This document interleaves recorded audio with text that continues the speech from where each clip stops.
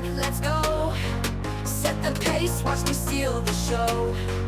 Higher ground, yeah, I'm rising fast. This is my moment, it's built to last. Keep the focus, keep the drive.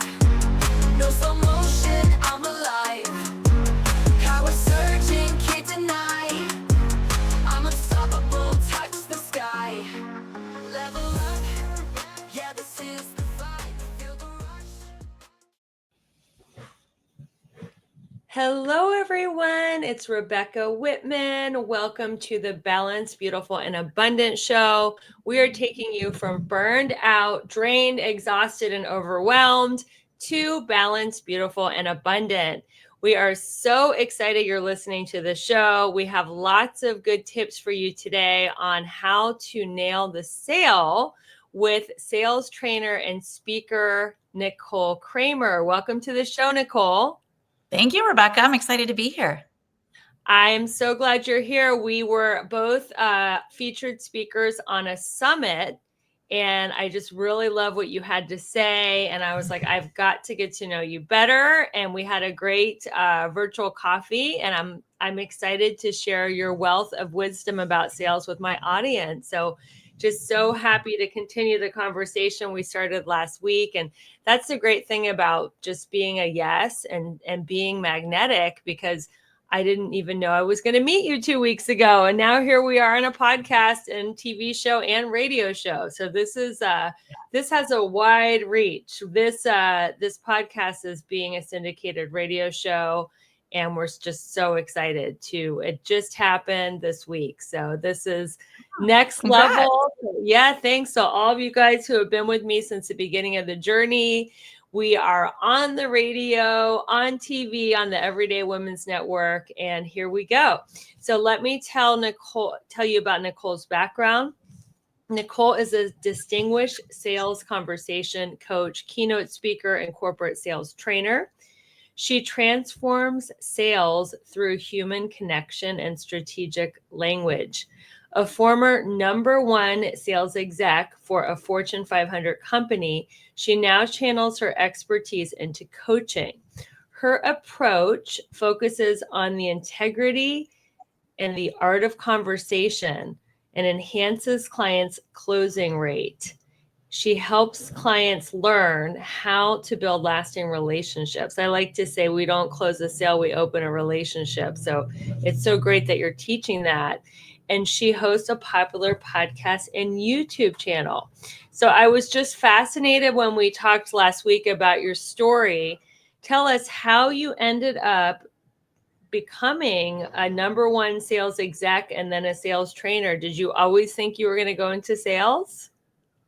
That's an interesting question. I had no idea I even wanted to do sales. I don't even think it ever crossed my mind for a long time growing up. I don't know that many people do. I don't think people come out of the womb and go, I want to grow up and be a salesperson. I also think that the perception that we attribute to salespeople in our society isn't exactly friendly or, conducive to people wanting to do it. So I think when people think salespeople, they have a perception that makes them maybe want to stay away from it. And to be honest, that was kind of mine. The last thing I ever wanted to do was go into sales and be a salesy person. So it was interesting that I did find myself in that world. Like a lot of people, like you and I, we've chatted over this, Rebecca. I did not have a straight line. It was not a straight path to get there. And I'm sure it won't be moving forward either. But I was a high school teacher for 15 years. And I always like sharing that because I know a lot of people that do the work that you and I do didn't necessarily come from a background where they wanted to do sales or had ever done sales. So after Not 15 just years, any high school teacher, you guys, she taught, and if you're Generation X, this means a lot, at Beverly Hills High, which is what the show 90210 was based on. Yep. I taught at the Beverly Hills High School, which, could have literally been a show of its own.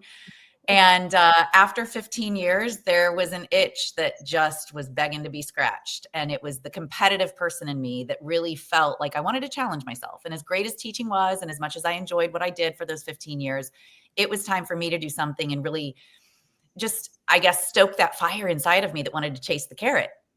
And I had some friends that were in sales. They talked about it like it was a game. I had a boyfriend who was #1 in the nation in his company. So it sounded really exciting to me. And I thought, I want to try sales, but without any experience, how could I ever get a job? So my limiting beliefs started right away, right? I've taught for too long. I've been in this career for too long. I don't have any experience. I had all the limiting beliefs. And a friend of mine said, hey, I think you'd be really good at this. Would you go on an interview with my boss? I was like, you think I'd be good at sales? He's like, yeah. Have you ever thought about it? And I'm like, yeah, all the time in my head. And so he set me up with his boss on an interview. I walked in with my resume that just said teacher. Here I am holding this resume. It's like teacher, teacher, teacher. And I was worried he would tell me that I didn't have experience. And at the end of the interview, that's exactly what he told me. He said, you know, you knocked this out of the park. Like, I'm pleasantly surprised. However, I'm going to have a hard time hiring you over the 89 internal people who want this position. You've never sold anything. Your resume just says teacher. And it was like a shot to the heart because that was so, what I was afraid he would say. And I gathered my thoughts for a minute and I said, well, I've been selling math to high school teenagers for 15 years and nobody wanted to buy that. And he goes, that's good. Actually, that's really good. Will you go on a ride along with one of my guys? I said, sure. He said, will you do a 30, 60, 90-day business plan? I said, absolutely. So I walk out of that interview. I called my friend. I'm like, what is a 30, 60, 90-day business plan? Like what, And he laughed and he said he really liked you, whatever. And I tell that part of the story because in that moment, it got me onto the next round. What it has taught me and never left me was that sales is relational. It's not a transaction. For me to recognize in that moment when he said that to me that I was selling math, not because those students were coming in with credit. Trust me, they had the credit cards to pay me, but they were not trying to pay me for math. Right? So how do we actually get people to make decisions to do things that maybe they're hesitant around or not sure around? Well, that's what sales is. It's helping people make up their minds. And that's not about a transaction. Like you said, it's not opening. How did you say it? It was so perfect. But it's not about closing a sale. It's about opening a relationship. That's it.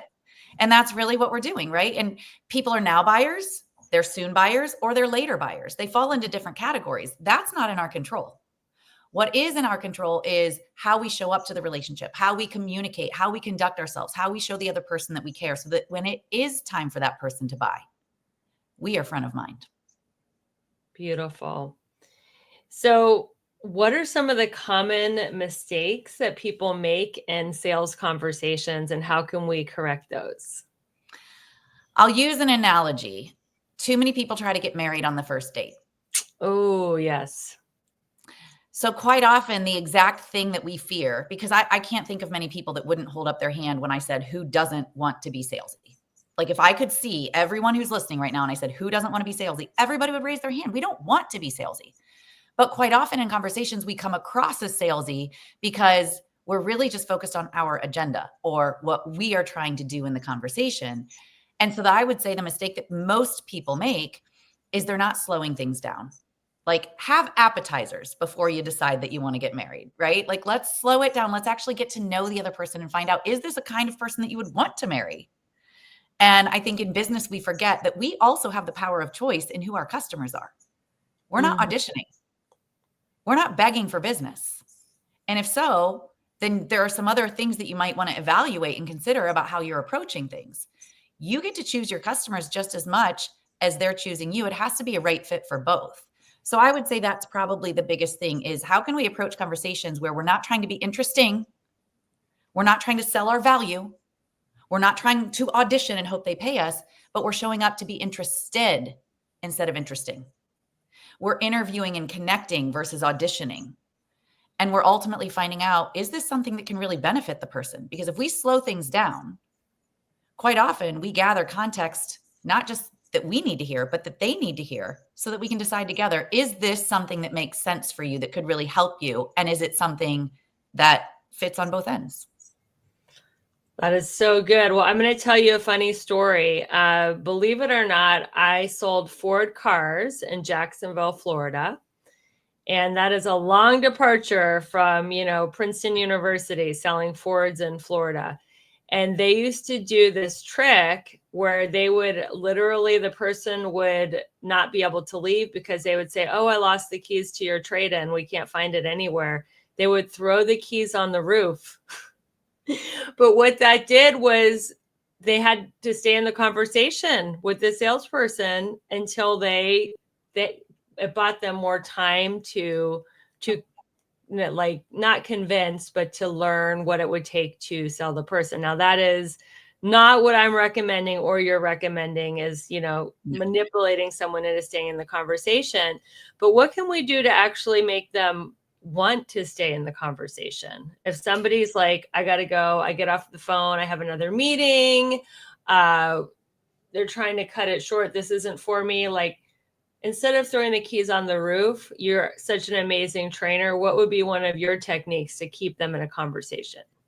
It's interesting that that's the story you tell, because I have something similar when I went to buy a car, and I was so convinced that the guy who was selling me the car had faked that his father had had a heart attack.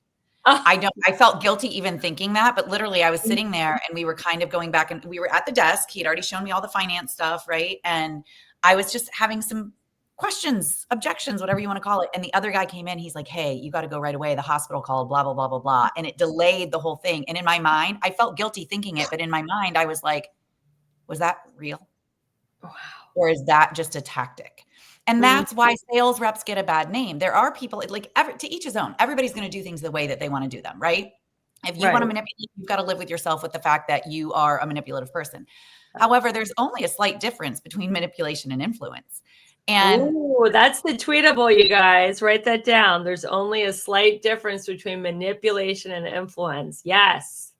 And what we want to do is help someone make a buying decision so that it feels like their choice. We want permission. You asked how we stay in the conversation. We want permission to be in the conversation. We want someone there on their own free will. And one of the best ways to do that, I said it earlier, is to act interested, not interesting, right? Because when we're just trying to be the advice monster or say all the things that we think might sound valuable to the person, they feel like they're being talked at because they are. But when you act interested, what happens when someone is interested in you? It feels good. Yeah. Your energy shifts a little bit. You like being around them. They ask you questions. Everybody likes talking about themselves. So how do you get permission to stay in conversations? You genuinely show up curious. You genuinely show up willing to slow things down. Have the appetizers, if you will. Don't be so quick to get married on the first date. You might not even want to marry them.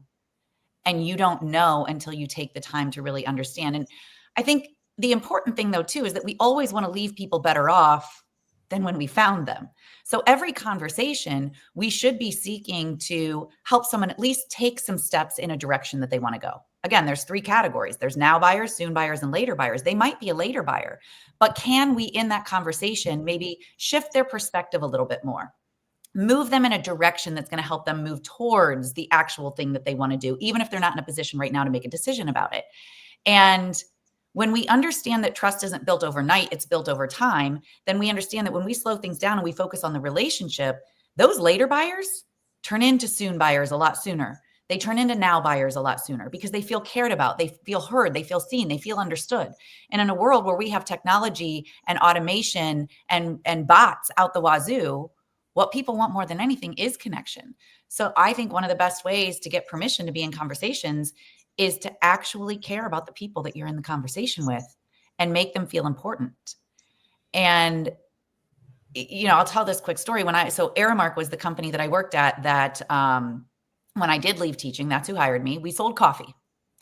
And, the way the universe works, it was pretty cool. About 2 months before I got offered the job, I had started drinking coffee for the first time in my life. So I follow the breadcrumbs.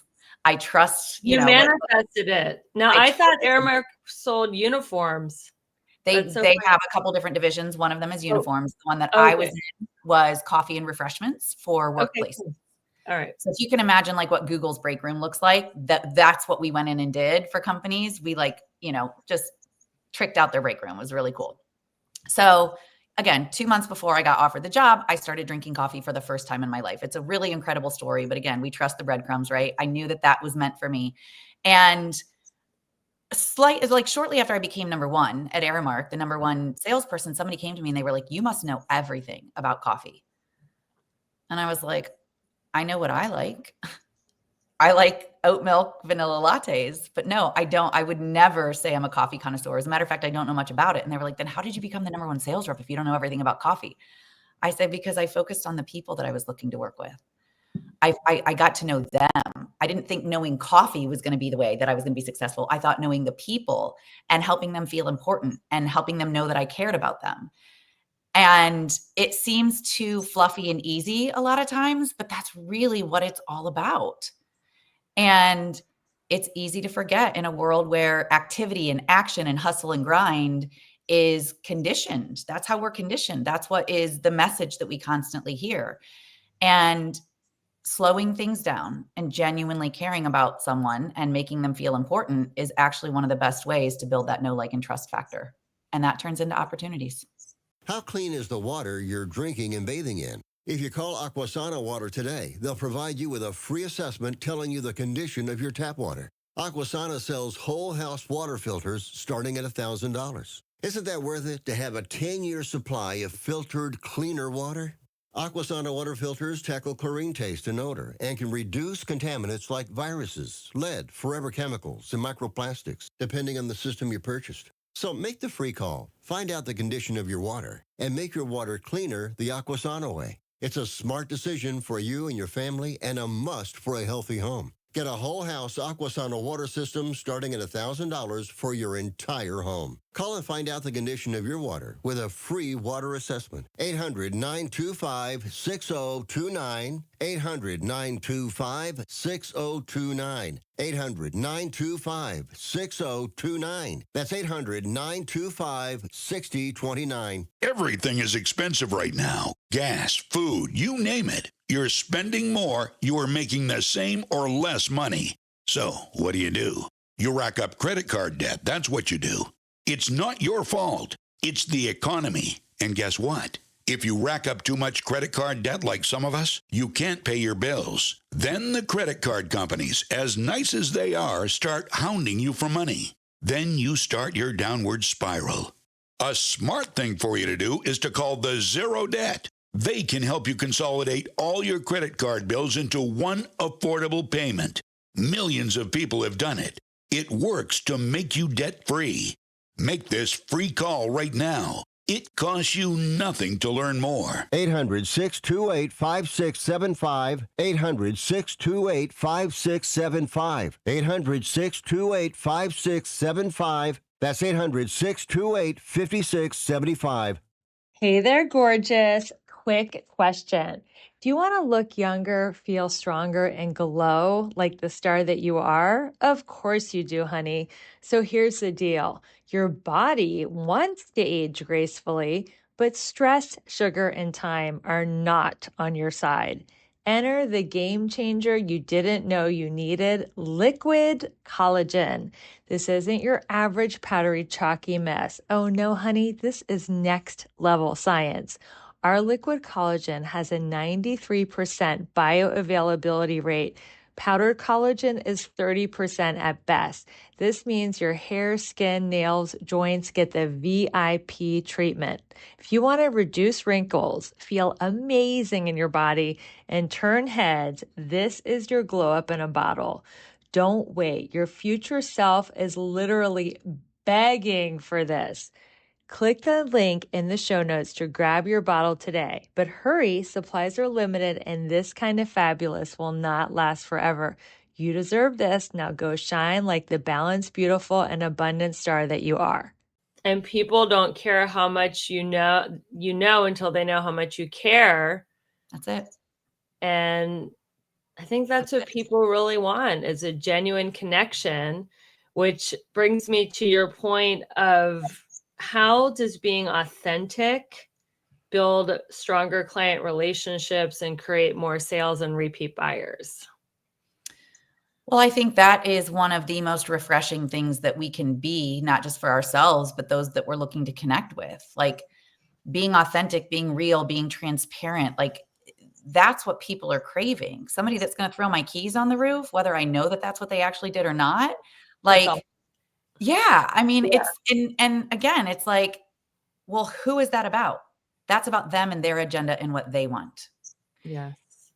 And here's why people do things. Here's a big secret. Okay. I want everyone to write this down. Here is the only reason why people do things, for their reasons. Mm. People will do things for their reasons. And if you are looking to help someone make a decision, you better slow it down and find out what their reasons are. Because if you're making it about your agenda, then you're making it about what you want. And you're asking someone to take action based on what you want. It can still be based on what you want, but the art of a sales conversation, if you are a professional and you know how to communicate, you're able to take what you want and help the other person realize it's their idea. Let's go back to the kids that sat in my classroom. What did I want? I wanted kids to get through my class so that they could pass and get through high school. They didn't want to do their homework. They didn't want to do math. They just wanted the diploma. So how did I engage and help them feel like it's what they wanted to do? Because they still had to do the homework. They still had to show up and do the math, right? Rapport, trust, making it enjoyable, making it somewhere that they wanted to show up to. Your sales conversations are the same thing. Make it something that people want to show up for because they feel cared about. They don't feel like you're going to push them into making a decision. They feel like you're going to guide them into making the decision that's best for them. I think what we are as salespeople is just professional mind maker uppers. Oh, bless you. I muted it, so we didn't have to deal with it in post, but it's all good. I love that.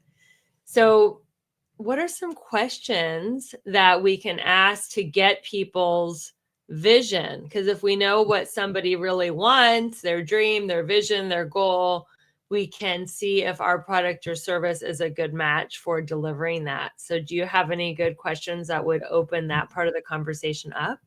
Yep. So you asked me earlier what a lot of people do wrong in conversations. And I gave you a couple of different things that, like getting married on the first date, they're trying to move it too fast. Well, they also aren't really showing up inquiring about why the other person is in the conversation. Mm-hmm. Nobody woke up one morning and said, I don't have anything better to do. What kind of calls can I put on my calendar for the day? Nobody woke up and said, let me sign up for that free strategy call with Jennifer and just, for shits and gigs. Nobody's booking time with you because they don't have anything better to do. The most expensive thing that anyone can pay you with is their time and attention.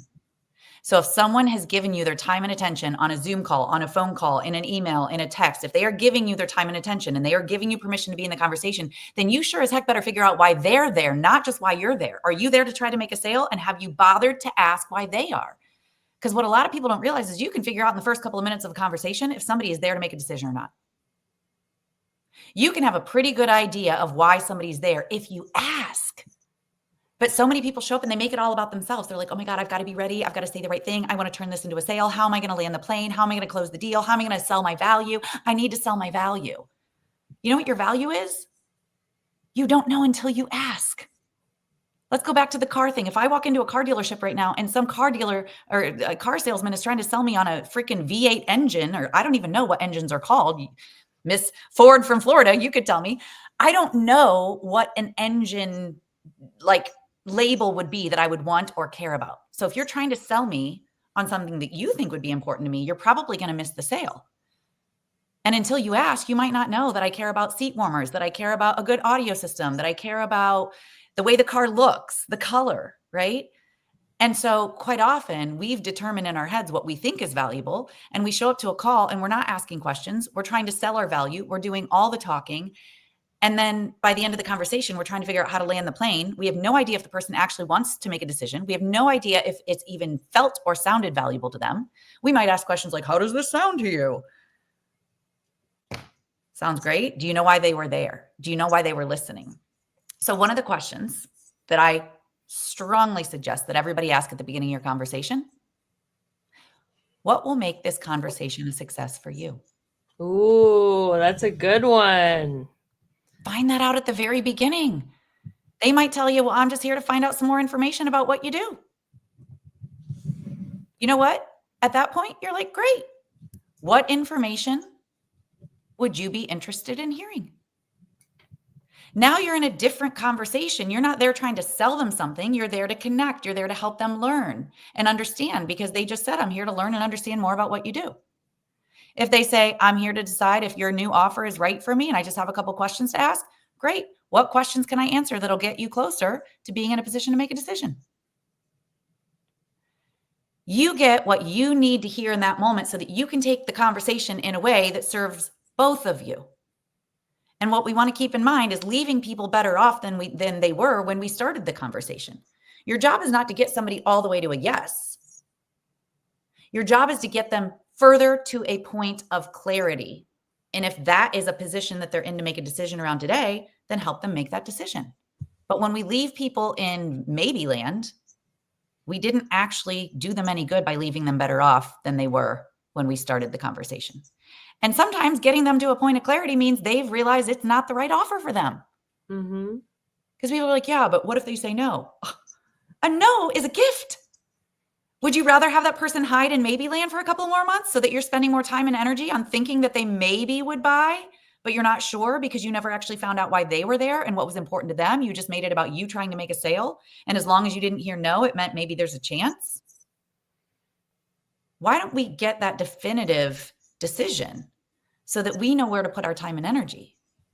I love getting no's. I would much rather get a no than be ghosted or let on, or, oh, can I get back to you later? And, I like to say that I'm a decision collector. Yeah.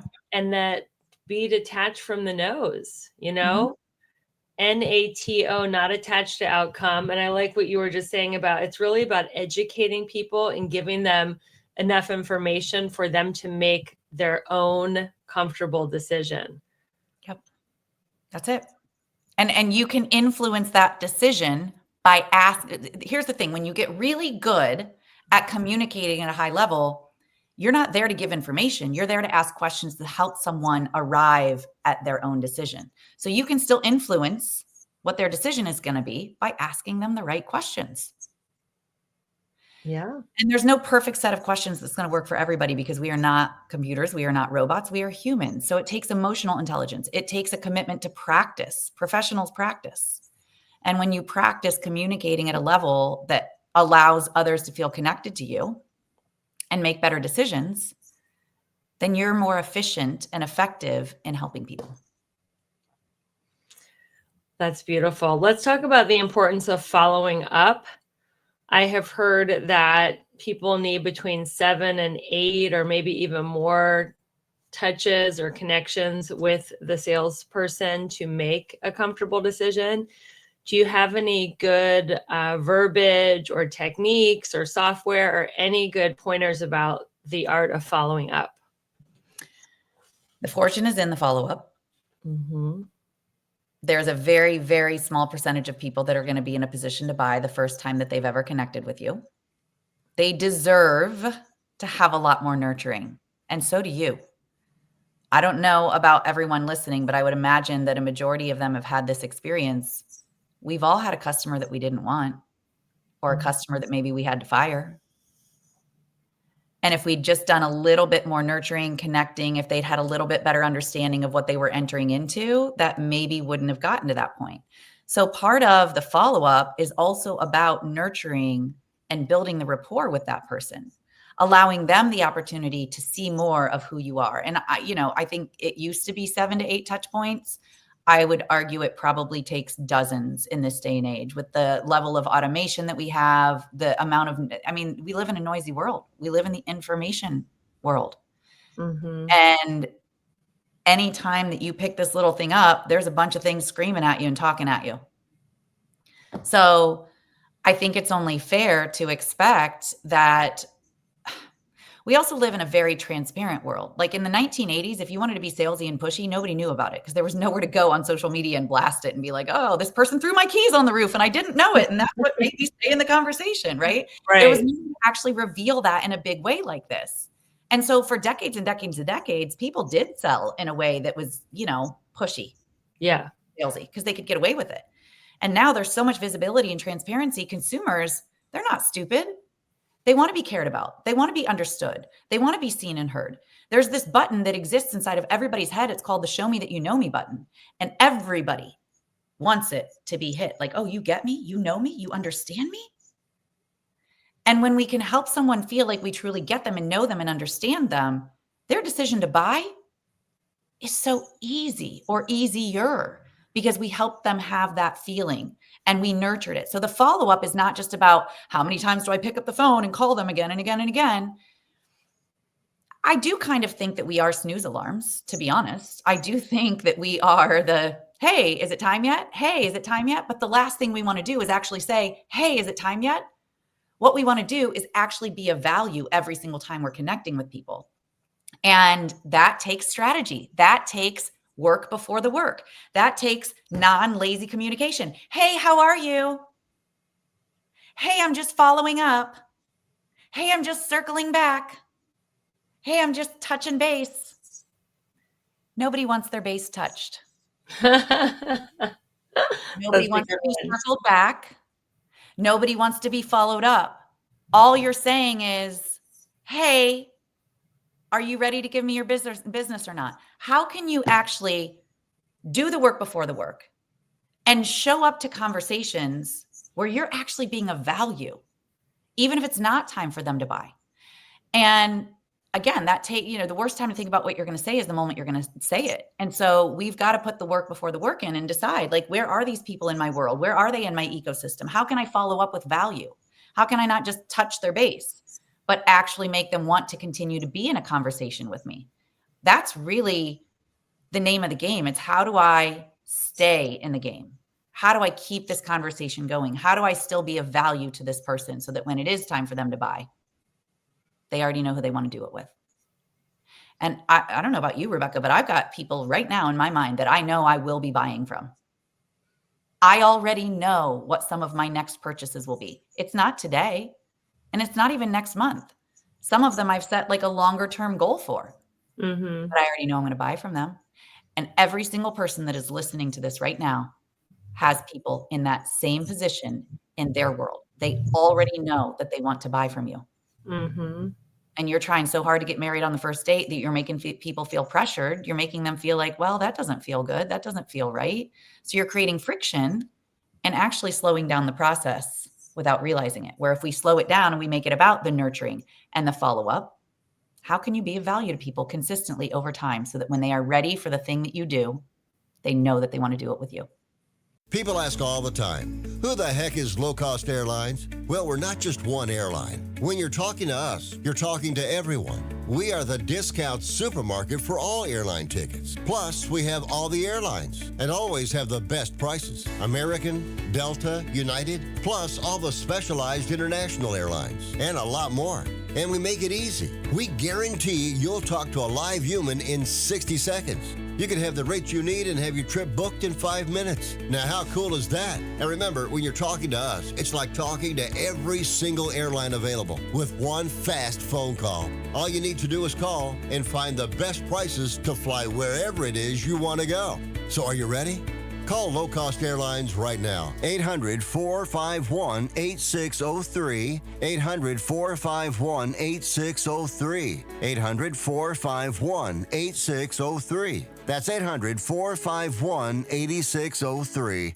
Hey there, fellow travelers, it's me, the Hotel Whiz. Before you go anywhere, call me day or night for hotel rates too low to publish. I'll save you up to 75% on over 500,000 hotels across the globe. You see, I've already done the research, so you don't have to spend time online trying to find the best deal. That's up to 75% off. Just call me, the Hotel Whiz. It's a free call and you get instant access to rates too low to publish with no cancellation fees. Make a free call now and save up to 75% off your hotel rooms the next time you're going somewhere for business or pleasure. Call the Hotel Whiz now and get instant access to rates too low to publish. 800-590-1163.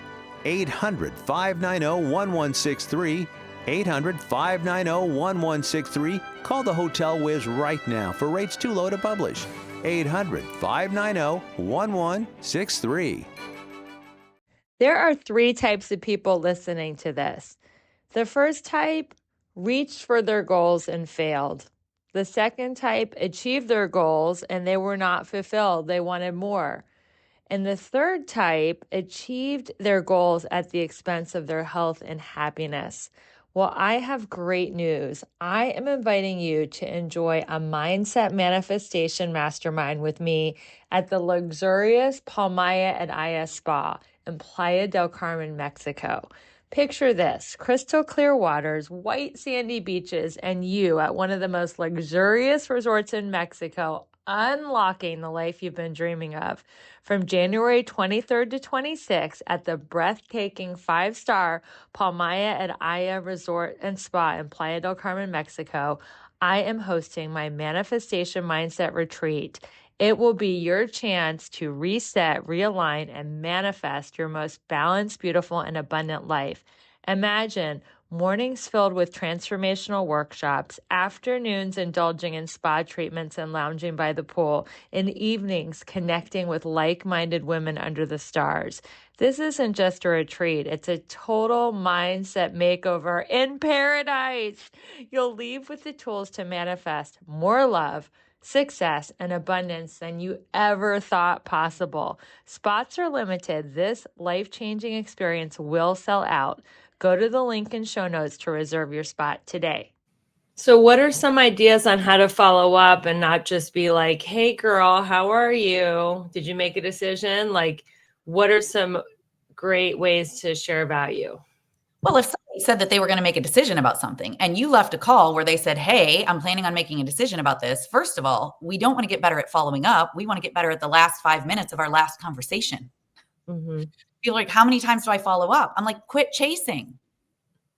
When was your agreed upon point of next contact? They were like, what do you mean? I'm like, well, when did that person tell you that you would next connect again? Or when did you gain permission to connect again next? Well, they just said that they'd think about it and get back to me. No wonder you're chasing. There was no agreed upon next step. We cannot be the weak leader in that moment. We need to lead on the conversation. And quite often, we're so desperate to audition, we're so desperate to make the sale that we don't end up leading the conversation. We end up kind of being like, okay, no problem. Get back to me. Oh, you want to talk to your partner? Okay, no big deal. Just let me know. You didn't lead that conversation. You showed up with a hope, a wish, and a prayer that it was going to go in a way that would give you a sale. You didn't show up as a leader. You didn't show up staying curious, asking questions. The person in control of the conversation is the person asking the questions. Were you asking the questions? Were you guiding that person? Or did you give them all the power by being so, what did you call it? NATO? You weren't, Yes. you were attached to the outcome. Attached to the outcome. That would be Udo. Yeah. And that's really one of the biggest things. Are you so attached to the outcome that you're not actually showing up as the leader on that call? And if somebody's like, hey, I need some time to think about it. Great. How much time will be enough? Good question.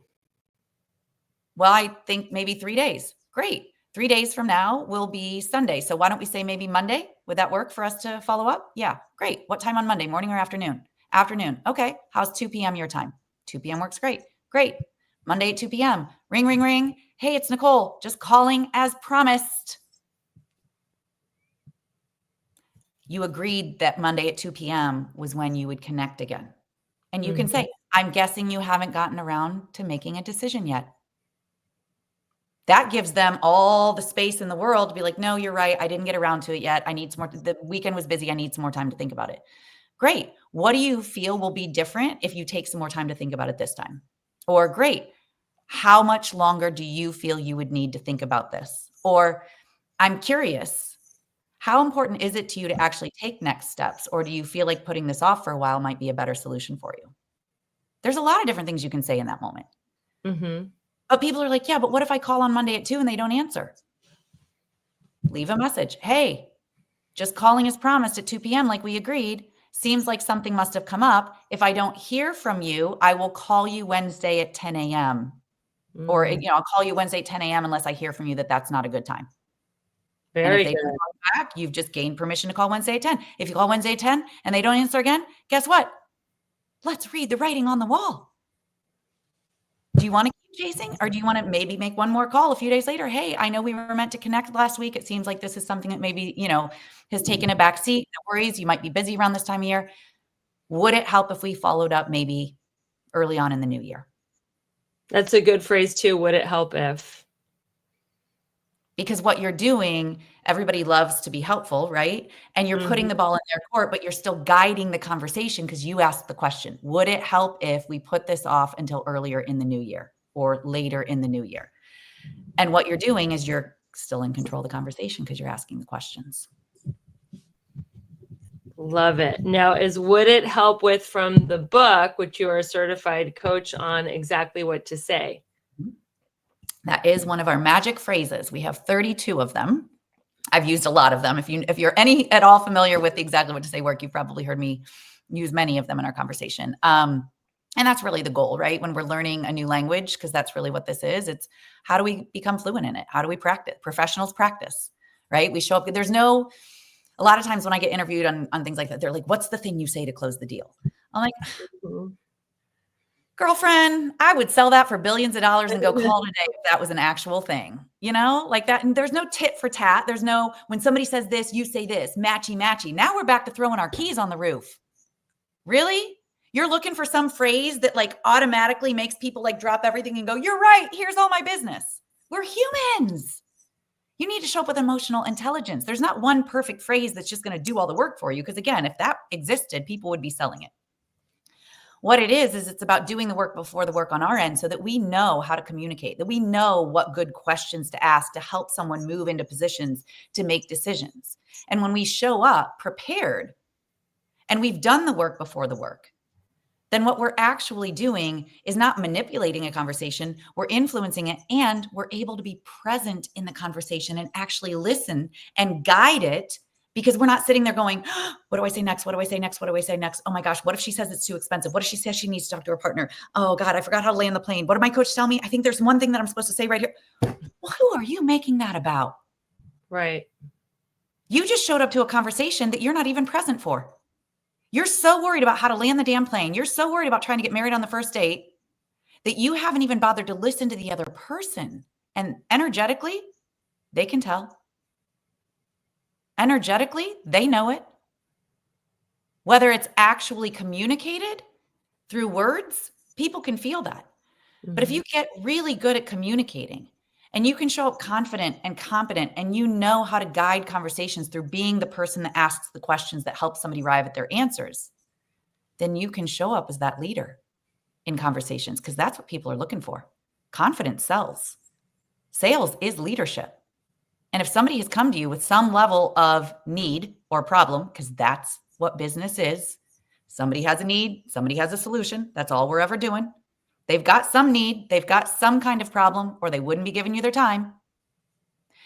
If you show up to that conversation and you're willing to uncover that need and find out what's going on for them, then what you're actually doing is truly being of service. And you're finding out, hey, this person has a need. They have some kind of problem. I'm potentially somebody that could help them with it. Let's find out if it feels like the right fit for both of us. And you're going to lead them in the conversation and help them get to a place of, yes, this is right, or no, it's not. And like you said, a no is a gift. Yeah. And people are buying certainty. Yeah. Whoever has the most certainty is usually the one who's going to, win the sale. Well, yes. And where do we get the certainty from? That makes all the difference. Knowing that, your product is a good fit for their problem. But how do we know that? And that is where people go wrong. Exactly. Yeah. We can't show up certain to a conversation. You can't. Yeah. When we get to certainty, here's the magic. You want to know the magic in every conversation? Curiosity. Yes. Curiosity leads to certainty. But if you show up, like I had a client a couple of years ago, I used to work primarily with health coaches, and she came to me. She was like, oh my gosh, I met this guy at this event and he needs me. Oh my God, he's like severely overweight. I said, does he think he needs you? She goes, well, I know I can help him. I said, does he think you can help him? She goes, well, he should. I mean, he clearly needs help. I said, how do you know he's not okay with binge watching Netflix every night and eating a bag of Doritos? He might be totally fine. She goes, but he could feel better. I said, he needs to know that. He needs to feel that way. He needs to believe that. People don't want to be sold to, but they want to buy. And not everybody's meant to work with you, and you're not meant to help everybody. The good news is there's 8 billion people on this planet. So you got to stop trying to look at people and go, you need me, you need me, you need me. It's about come with me, not look at me. You don't have anybody's answer. Did you hear that? That's another tweetable. It's about come with me, not go with me. Come with me, not look at me. Oh, come with me, not look at me. That really speaks to social media, where everybody's trying to sell everything on social media. Well, but that's a level of that is visibility. I'm not mad about people getting visible on social media and being like, hey, here's how I can help you. Here's what I can do. Like, people can't buy what you don't know is for sale. So visibility, yes. But acting like we are someone's answer, you're not anybody's answer. Everybody's answers are within them. But when you truly understand how to communicate at a level that allows people to arrive at their own answers, now you're helping people make buying decisions. And I'm not just talking buying as in transactional business decisions. You want someone to understand and believe what's possible for them. That's what they're actually buying. They're not buying your stuff. They don't want your 12 Zoom sessions. They don't want your collagen. They don't want a house. They don't want any of those things. Nobody wants to buy a home. Nobody wants to sell a home. Nobody wants to buy collagen. Nobody wants to do lunges. Nobody wants 12 Zoom sessions. They don't want any of that shit. They want it because. And you've got to slow it down with curiosity and find out what that because is, because that's why people are going to make their reasons or their decisions. But we're trying to sell people something. And so, you know, the visibility piece, cool. Yes. But this idea, like, look at me, you need me. Nobody needs anybody. And ultimately what we want is to help someone realize that whatever problem it is that they're dealing with is a problem worth them giving their attention to right now. And if it's not, then we'll help them realize that it's not, that they're okay. You know, one of the questions I love asking people is like, hey, does it feel okay staying where you are? Or does it feel like you are ready to do something about this? I'm curious, could it be possible that staying where you are is a better choice for you right now? Yeah. Or, you know, I'm curious, could it be possible that this isn't something that feels like you're ready to make a priority at this time? Like, I want you to tell me, I want you to be clear on where this stands for you. I am not trying to sell ice to a polar bear. I'm not trying to sell a TV to a blind man. And nobody else should be either, because that's about you. Are we selling things to people because it actually will benefit them? And that it's actually something, if people want to just buy a better version of themselves, that's what they're looking to do, right? They want the outcome of the thing. And when we're so busy trying to be the answer, it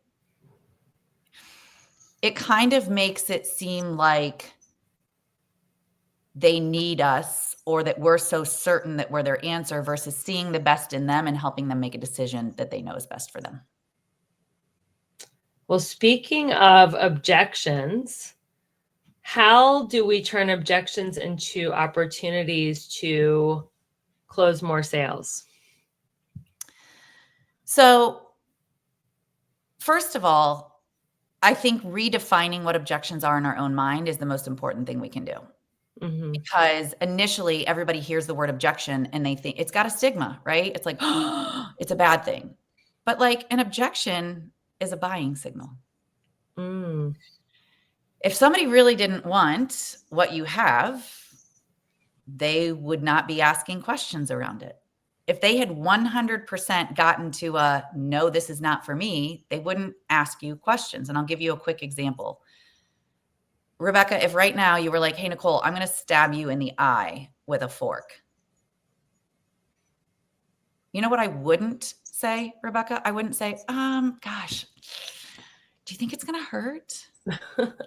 I don't know if my insurance would cover that. I don't know what my deductible is right now. And you know, I'm not even sure I have the time to go to the hospital today. It's probably like, just, I have so much on my plate right now. Like, do you think it would bleed a lot?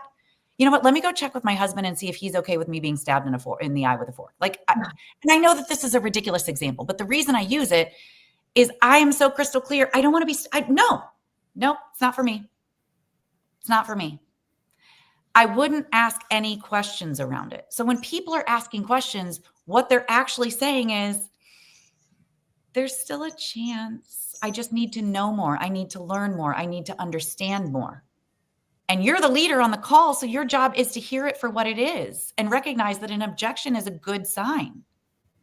Or here's another one. It's not an objection, but when people get asked, well, how much does it cost? People all the time are like, what do I do when somebody says, how much does it cost? I'm like, that's a beautiful question. I've never walked into a store before and picked up a shirt that I don't like and asked how much it cost.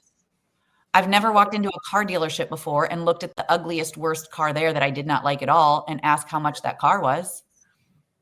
People aren't asking about how much something costs for something that they don't want. Mm-hmm. We have to retrain our own brain. What's actually going on in those moments where somebody hands us an objection or asks us a question that's like, and one of my best tips for anybody with objections is ask more questions. So if somebody says, wow, I'm not sure about this. I want to think it over for a little while. Oh, I'm curious. What makes you say that? Gosh, I don't know. It feels like this is really expensive.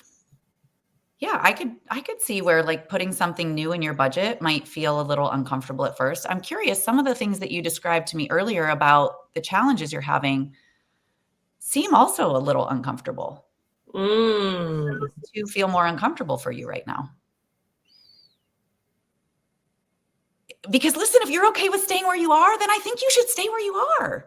I don't think you should invest anything to do something about this. If staying where you are feels okay, like I think that that's probably the right move for you right now. But if you're really feeling stuck and like this isn't where you want to be anymore, what do you think it would take for you to get uncomfortable in a new way and invest in some support?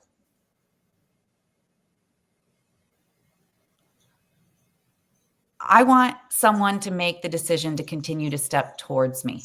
Again, it's come with me. If this feels right for you, let's take another step. Let's take another step. That's the follow-up that you asked me about before. The follow-up isn't chasing. The follow-up isn't, I don't know. The follow-up is let's nurture. Let's get to know each other a little bit more. Mm-hmm. And when you're inviting somebody to take a step and take another step and take another step, those are buying signals. Those are what I call micro commitments. Mm. And your yes that you get from someone is actually the compounded yes of a bunch of micro commitments. Somebody showing up for your, people are like, oh, people just come to my live things all the time and they're free. And then they don't take the next step with me. If somebody showed up for one of your live trainings that you offered for free and they gave you their time and attention, that's a micro commitment. Mm-hmm. You can trust that. And the next step and the next step and the next step, like one of my biggest sales that I ever made with a private client, she showed up to my free stuff for a year and a half, didn't make any move towards saying yes. One time we had a call and she was like, oh, I would love to work with you someday. But there was no level of, I'm making this happen. I'm making a plan for it. After a year and a half of coming to all my things, she said, okay, it's time. She signed up for a call and she paid me a lot of money, tens of thousands of dollars after a year and a half of nothing. So I think when we realize that these are all micro commitments. Now, if somebody has shown up for all your stuff, here's the thing. If people are showing up for all your stuff and they're liking a lot of your stuff or they're engaging in your stuff on social media, then get in a conversation with them. Yeah, that's a lead. If somebody's commenting and liking on your stuff, that's a lead. That's someone you should be in a conversation with. I agree. Yeah, it's like if they're showing up for all of your master classes that you're offering for free, then have you, I had a client tell me this not too long ago. She was like, I've been doing monthly master classes for a while and somebody always shows up and she hasn't clicked the link to buy. I said, have you ever asked her? She was asked her what? I said, anything. Have you ever gotten to the DMs and had a conversation with her? And she said, well, I just feel like she keeps showing up. So I'm just not sure what I would say. Yeah. People buy from people. They don't buy from a sales page. They don't buy from a link. They don't buy from a masterclass. At the end of the day, people buy from people. You know why? You know how everybody makes a decision? Every single person who makes any decision in their life makes it twice. First in their mind. First in their heart and then in their mind. First with emotion. Yes. And then with logic. Twice. So the first time they actually make it, it's because that's what they really want to do. And then they try to justify with reason and logic and everything else. So ultimately, we have to remember that people want to make decisions, and it's our job to show up and help them make the decisions that they want to make. I by knowing how totally, to communicate. people buy with emotion and they justify with logic. And I've been in sales conversations where people are like, oh my God, you're not even talking. I'm selling on myself on how I should be working with you. And I'm like, yeah, you are. So what gets people into that point where they start selling themselves on an emotional decision? Because they've already made it, and then they just need to logically say it out loud, like why they're making Most a people buying who've made the decision. decision, yep, they just need to give themselves permission. And most people struggle the most with giving themselves permission, because permission means sometimes they're making a change that feels uncomfortable. Maybe it's uncomfortable because it's new. Maybe it's uncomfortable because it doesn't feel responsible. It doesn't feel logical. It doesn't feel whatever. But their heart knows and their soul knows that that's what they want to do. So the majority of the time, people have made a decision. It's what's it going to take to give yourself permission? And I've straight up asked that to people too. I'm like, hey, I'm hearing there's a version of you that wants to do this and a version of you that's a little hesitant. Who would you like me to support? Like, I'm not here to talk anybody into anything that they don't want. I'm not selling ice to a polar bear. I'm not selling TV to a blind man. I'm helping you make a decision that's best for you. And if it's best for you and it works for me, then it's the right decision. If it's not best for you and I talk you, and if your yes means no, or if your yes doesn't mean yes, and you really wanted to say no, it doesn't help anybody. If your no, really, you wanted to say yes, that doesn't help anybody. So when we ask questions that invite them to continue to take that next step, those are the micro commitments. So things like, hey, I'm hearing there's a version of you that wants to do this and a version of you that's maybe a little hesitant.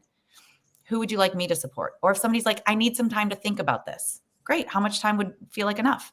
3 days. Yeah. Okay. I'm curious. A lot of people a couple days later have maybe shifted their mind a little bit about things. When we follow up in 3 days, there might be a version of you who still wants to do it and a version of you who is a little, maybe hesitant. Who would you like me to support?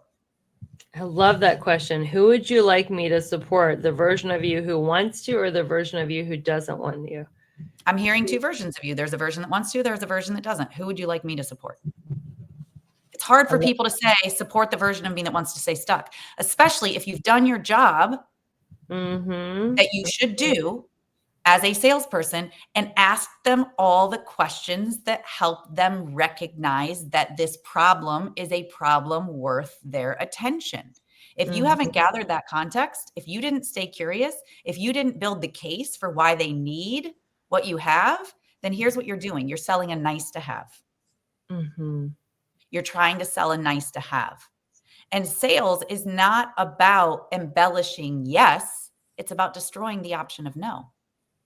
Oh, you have so many tweetables. I love this. It's not about embellishing the yes. It's about destroying the no. So good. Last question. What is a good amount of time for somebody who's new in sales to set aside for a consultation or a strategy call? Like with their prospects? Yes, with their prospects, to get all this information and to build the rapport that you're describing. I would say it's going to be different depending on who it is and what they sell. I mean, there's so many different, answers I could give to this, but what is an amount of time? And this is probably the most important thing that I could share about my answer. What's the amount of time that you would need to give someone value in a conversation? And I don't mean sell your value. I don't mean here's my package and here's what it is. No. I mean, what can you offer them that's going to make their time with you something that feels like time well spent, and that whether or not they ever move on to buy from you gives them some recommendation or action step that leaves them better off than when you found them. There's a concept in this book called The Science of Getting Rich. It's chapter 14. If you've never heard of it or never read it, it's so good. Who's The Science of Getting Rich by? Wallace Wattles. Okay. And chapter 14 is the impression of increase. And this is just a universal truth for anything, any interaction or experience we have. We should always be seeking to leave people with more. Absolutely. And so if you're going to do a strategy session or a discovery call or whatever you want to call it, and you're new to sales, build something that really operates on that principle, the impression of increase. What could you do in a 20-minute, 15-minute, 30-minute, whatever, that's going to be an exchange of value for them while also allowing you to get to know them a little bit better, and then decide on what the next best steps are.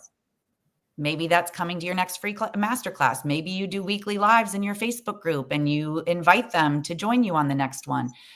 Whatever it is, make sure that whatever you're offering, your intention is to leave someone with more. Beautiful. Well, this has been such a great conversation, Nicole. I can't wait to continue it offline. So how can people stay in touch with you? I am very active on Instagram at the Nicole Cramer. So please find me at the Nicole Cramer on Instagram. If you liked the questions that we talked about today, I actually have a gift that I'm happy to give you if you reach out to me on DMs. It is a list of 23 questions that sell. So find me on Instagram, send me a DM that says, saw you on Rebecca's podcast, would love the questions, and I'll be happy to share that with you and get you on your way to asking better questions. Thank you so much. Well, everyone, thank you for tuning in to another wonderful episode of the Balanced, Beautiful, and Abundant Show. I'm your host, Rebecca Whitman, taking you from burned out and overwhelmed to balanced, beautiful, and abundant. We are so happy you're on the journey. Don't forget to subscribe to the show, whether you're listening on Apple or Spotify. And if you could take a couple minutes out of your schedule and give us a 5-star review, that would just mean the world, and the show would keep growing and the movement would keep growing, that you can achieve everything you want in life without burning out and being exhausted. Until we meet again, keep your vibe high and magnetize. Bye, everyone. Hey, you. Ready to make 2025 the year that you actually keep those resolutions? Let's get real. Most goals fizzle out by February, but not this time, not you. Why? Because I've got something that will set you up for success like never before. Join me for my complimentary New Year, New You workshop on December 29th at 12 p.m. Pacific. We're talking next level confidence, clarity, and the tools to make your wildest dreams come true. Oh, and did I mention your free gift?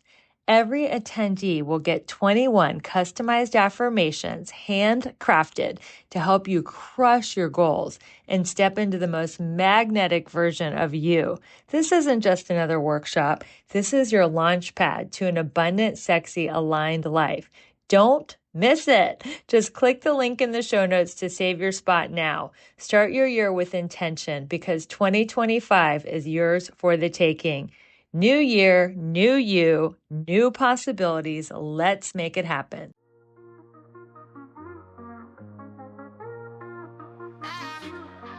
I've been grinding, yeah, I'm on my way. No time to stop, got moves to play. Goals in sight, I'm taking aim. Every step, I'm changing the game. Feel the fire, yeah, it's burning bright. Pushing limits, reaching new heights. No excuses, I'm all in. Turn it up, let the race begin. Level up, don't look back, let's go. Set the pace, watch me steal the show. Higher ground, yeah, I'm rising fast. This is my moment, it's built to last. Keep the focus, keep the drive. No slow motion, I'm alive. Power surging, can't deny. I'm unstoppable, touch the sky. Level up, yeah, this is the fight. Feel the rush, can't kill the stride. Eyes ahead, I'm moving strong. This is the anthem, let's sing along.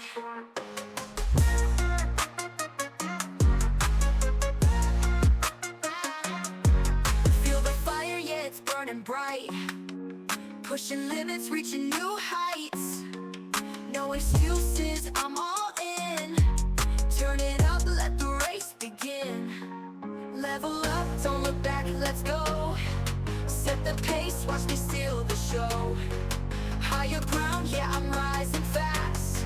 This is my moment, it's built to last. Keep the focus, keep the drive. No slow motion.